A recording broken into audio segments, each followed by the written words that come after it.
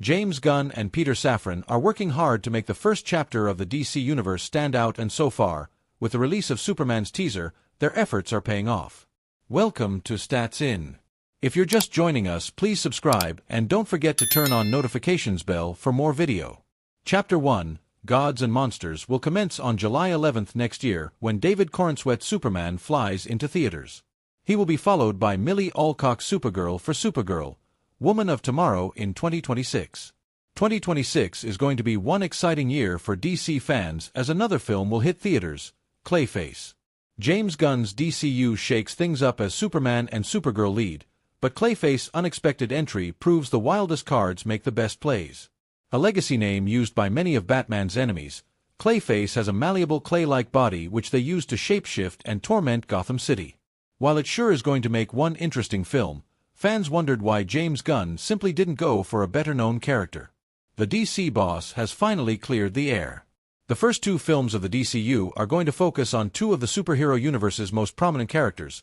The third film takes a rather interesting turn. Clayface is the third official film title on the DCU slate, and while fans may wonder why James Gunn did not pick a more prominent character to take the spot, he has a pretty valid reason to give one of Batman's earliest antagonists a chance on screen. Ever responsive on social media, Gunn was asked, "Is Clayface officially the third DCU film? Why didn't you choose to do a more prominent character first, like Flash or Wonder Woman?" Gunn replied that in order for a film to get greenlit over at DC Studios, the script has to be ready to go. Since Mike Flanagan has the script of Clayface in hand, there was no reason to shelve his film for the future.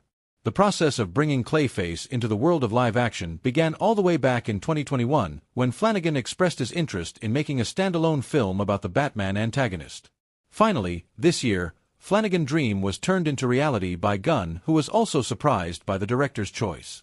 In an interview with I09, he revealed that he planned on making a Clayface movie, but when Mike came in and pitched this wonderful idea, everything fell into place. One was like, "Damn, I can't believe you got me to want to make a Clayface movie. But he's got to write the script, and who knows how that's going to work." He goes and he writes the script. First draft is great. Second draft is even better. And then I'm like, let's do it. Consider us invested. Gunn's DCU is already full of surprises, and we are seated for the adventure. With the unexpected addition of Clayface to the list, it's clear that the DC boss isn't afraid of shaking things up. And in all honesty, his script-first approach is quite commendable. Fans want The Last of Us star Pedro Pascal to reprise his role as Maxwell Lord in James Gunn's. Welcome to Stats In. If you're just joining us, please subscribe and don't forget to turn on notifications bell for more video. It was the year 2020 when Gal Gadot and Pedro Pascal starred in the DCU film Wonder Woman 1984. Contrary to the number in the title, WW 1984 was a sequel to the 2017 film Wonder Woman, and by all means, a failure. Well, look what the stork brung. It's Pedro Pascal in a suit in James Gunn's DCU, too soon. Let's dial it back a few years ago when Gal Gadot was a part of the DCU and Patty Jenkins was the director. The film ends with the world letting go of their desires and Maxwell Lord defeated. Since the film was considered a failure, Pascal's role as Lord was actually forgotten by people, until now. In the 2020 film, Pascal portrayed the role of Maxwell Lord, a shrewd entrepreneur who ends up giving people their dreams, but, at a personal cost to each one. Upon closer inspection, the logo does look like Lord Maxwell's business, and that could only mean one thing. The heroes are getting sponsorship. Well, quite true, but it could also mean that Pedro Pascal could potentially reprise his role of Maxwell Lord in the upcoming James Gunn's DCU film. A recent set photo from the sets of James Gunn's Superman was released on the internet. The photo featured the character of Mr. Terrific wearing a suit with a certain logo on it.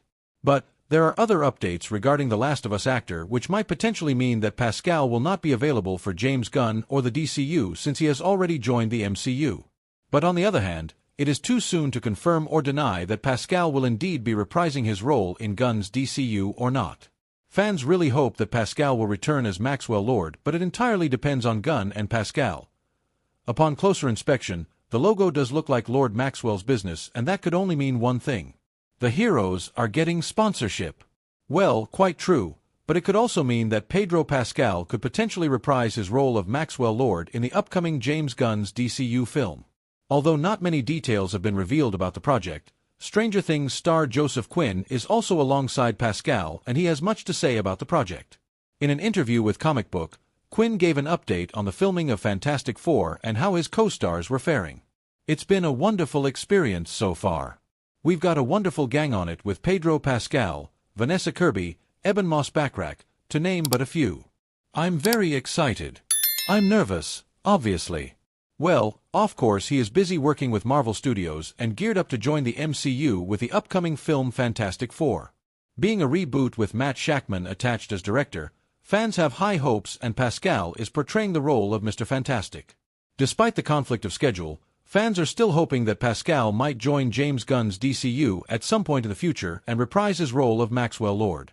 The 2020 DCU film, Wonder Woman 1984, received a rating of 5.4/10 on IMDb and a record low of 58% on Rotten Tomatoes. I'm really looking forward to getting into it. The script is amazing. The intention behind it is... we're going for it." From starring in HBO's The Last of Us to portraying an MCU hero, Pedro Pascal is indeed quite busy and seems to have his schedule packed with upcoming projects. Connie Nielsen is making sure no one gets to play Queen Hippolyta other than herself. Welcome to Stats In. If you're just joining us, please subscribe and don't forget to turn on notifications bell for more video. Connie Nielsen is currently busy promoting Ridley Scott's Gladiator 2, and in her interview with IGN, she sent out a message to the folks at DC Studios.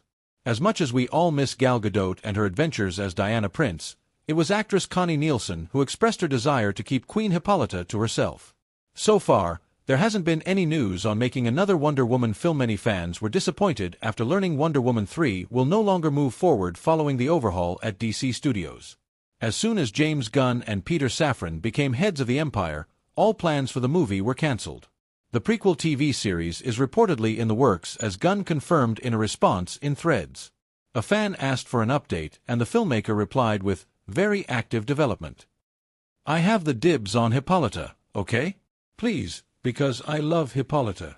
I love her so much, and I love those Amazons and that world so much. Honestly, is there anything cooler? Us in our golden armor riding down that incredible alley." The Danish star clearly states her passion for the role, and if ever James Gunn gives the green light on a new Wonder Woman project, she would volunteer to play it again. Sadly, the planned third installment never got off the ground, but there is still hope that we'll possibly meet the characters again in Paradise Lost. Connie Nielsen is currently busy promoting Ridley Scott's Gladiator 2, and in her interview with IGN, she sent out a message to the folks at DC Studios. As much as we all miss Gal Gadot and her adventures as Diana Prince, it was actress Connie Nielsen who expressed her desire to keep Queen Hippolyta to herself. So far,